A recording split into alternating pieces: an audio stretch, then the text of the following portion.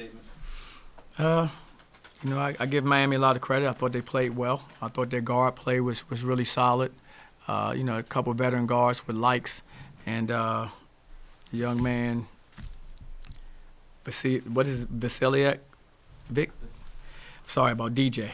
But I thought those guys really led them, as two older guards. And I thought the rest of the guys played off of them. I thought they got good contributions from McGusty in the first half especially, and then also from Beverly in the second half. I thought those guys, gave them a lift, and that shows they have a lot of depth at the guard spot, and I thought they played well together. Coach, how did Collins' early foul trouble change your game plan? It definitely disrupted us. I mean, I feel that Collins is one of the best bigs in the country. And, when he got in foul trouble like he did early, and you have to sit him 10, 12, 13 straight minutes, that's difficult for any player. And I thought he did a great job of responding in the second half. But, by then we were, fighting an uphill battle. But I thought Colin, he has to understand his value on the floor and has to do a better job of making sure he doesn't put himself in position to pick up fouls. Early in the second half, there's a 14-2 run by Miami, and there's I think 4 you skipped turnovers during that run. Yeah. Just talk about the turnovers. There's 17 in this game, lead to 21 points. Why do you think so many turnovers? Trying to do too much with the basketball. I mean, most of the time they were unforced turnovers. There were nothing where they were pressing and trapping and doing things like that. So just too many unforced turnovers, which means we have to value the ball a little more. Keep it more simple, and when we're on the floor, and that would help in that area. What do you think of the progress Darren's making? I really like Darren's progress. Darren is, he's gaining confidence. He's seeing that he can contribute at this level, and that's always a good thing. I could just, harken back to my days as a freshman, and I see a lot of similarities where he's able to kind of get himself going and kind of get a feel for, like I said, this level of play. Because it's always an adjustment, and he's making that adjustment right now just fine.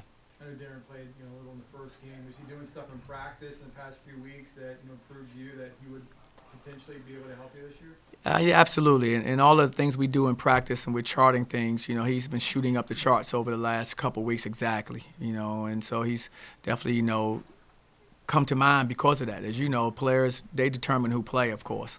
And, he's definitely a guy who over the last couple of weeks has really shot up the charts in what we've been doing, and it hadn't changed. He's done the same thing in the games. Obviously, you had not a lot of new players learning to play with each other this year.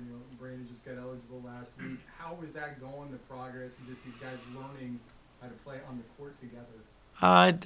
We're still adjusting, of course. When you have 9 new guys, we knew that would be the case. And then Brandon, gets the waiver late, so of course we didn't see him in the rotation, and put him in the rotations in practice because we didn't think we were going to have him. And then one day we do. So now he's kind of trying to get his rhythm. He's adjusting to what we're doing now. So it's a process, but we have to look at each game and look at how we can get better from it. What did you see on Dazon's flagrant 2? I hadn't seen it yet, so I hadn't had a chance. I'm not sure exactly what happened.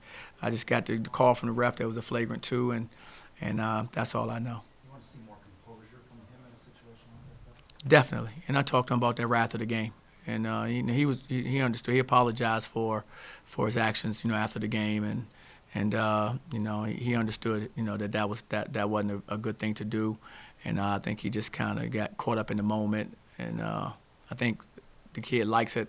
Picked up a technical, did something, and then he responded and did something, and that just can't happen. I think he understands that now.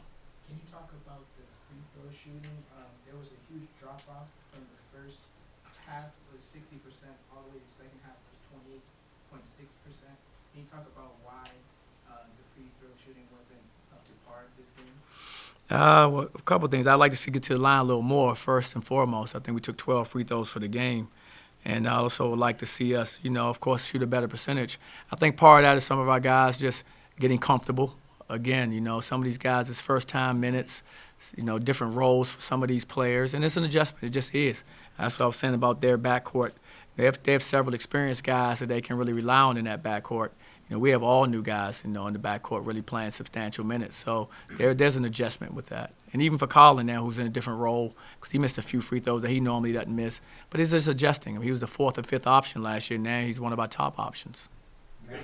Speaking of adjusting, it looked like their offense adjusted after halftime, and in the third, in the second half, they came out with 2 or 3 guys approaching the boards on every shot versus our standard No, absolutely. I thought they did a good job of covering the boards for sure, especially early in the second half. And that's just for us. We got to do a better job of getting contact and make sure we box off and box out and keep people out of our paint. It's something that we work on quite a bit. So it was disappointing that they were able to get second and third shot attempts, especially like I said early in the second half. But moving forward, then how do you combat that for your next game or your next play? Well, we have to keep working on it from the standpoint of getting in there and practicing it. I look at the stat sheet. They had 12 offensive rebounds and 33 rebounds. We had 16 offensive rebounds and 40 rebounds. So we actually ended up out rebounding them and had more offensive rebounds than they did. But the thing is, we got to convert on those plays that when we get them. What do you make of Matt's early struggles shooting?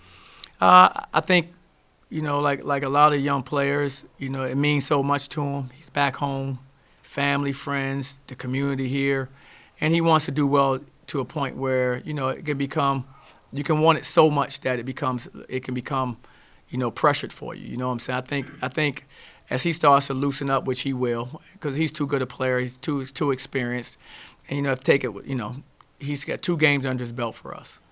I already seen his body at work. He's going to be just fine. He just keep shooting his shots and keep playing, confidently and playing aggressively, and he'll be fine. But I know it comes from a good place, because he cares so much. He wants to do so well, so bad, and I've been in that situation before. And sometimes when you want it that bad, you got to let it kind of die down a little bit and just play your game. And I think he'll end up doing that. The students packed their section. I think there was an overflow area on the other side. What did you think of their attendance and the overall atmosphere tonight? I thought the atmosphere was great. Our student section has been great the last couple games that we've had. I'm just disappointed we couldn't have come through for them tonight. But I think what they're bringing great energy. They're giving us a chance every night because they're so loud and they're active, and that's what you want. What other positive takeaways can you get from this game for your young squad? I think the first halves of both games, I think we've defended very well up to our standards. I think the second halves we hadn't been as solid defensively in either game, the Prairie View game or the Miami game.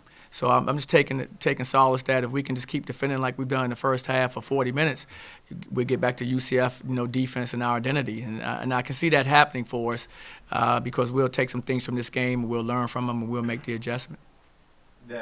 In the first half, down by 10, but you guys make a run to reclaim the lead. Is it really that defense that helped you there reclaim the lead? What did you like most about that stretch? Exactly. That's exactly right. The only way you're going, you're down by, whatever the number is, you got to get stops. And we were able to string together some stops, and we have guys that can score. So once we're able to get the stops, we can put the ball in the basket. It's just that, it was difficult in the second half. He shot a very good percentage in the second half and scored, 46 points or so? How many points? They scored 49 points in the second half. That's not our defense right there. We're better than that, and we have more pride than that. So we have to get back to our fundamentals, the foundation of what we've done here, and we'll be working on that starting on Thursday. How's Frank's game changed from last season? I think Frank's more aggressive. His role has changed, of course. He's been starting for us, and he understands that we need him to be more active, and he has been. He's definitely given us a spark. He used to give us a spark from the bench, but he's given us a spark, even in the starting lineup. He's had moments like the second half where I thought he helped us make a decent run, and of course he did the same thing in the first half. The Miami coach was talking about earlier how last year they didn't have a single road win. Can you talk about the difference between the squad this year, the Miami Hurricane squad this year as opposed to last year? I don't know too much about them last year. Didn't get a chance to watch much of them, but I think that goes with some experience. I think like I said, their backcourt's older now. They've been around. They're understanding what it takes to compete on the road, the things you got to do, and they did those things. They took care of the basketball, which is one of them. They rebounded the ball well, which is another one. They got to the free throw line, and they went and they played to their strengths. Those are things they did, throughout the night, which gives you a chance to be successful, and that's what happened. One more for Coach. Are you looking forward to seeing how this squad reacts on the road for the first time against Illinois State? Definitely. We're going to be in a hostile environment for sure. I was in that environment about 2 or 3 years ago, and it was incredible. And I don't expect anything short of that again this year. It's going to be an amazing environment, and our guys are going to need to be prepared physically and mentally for it. Thank you. Thank you. All right, guys.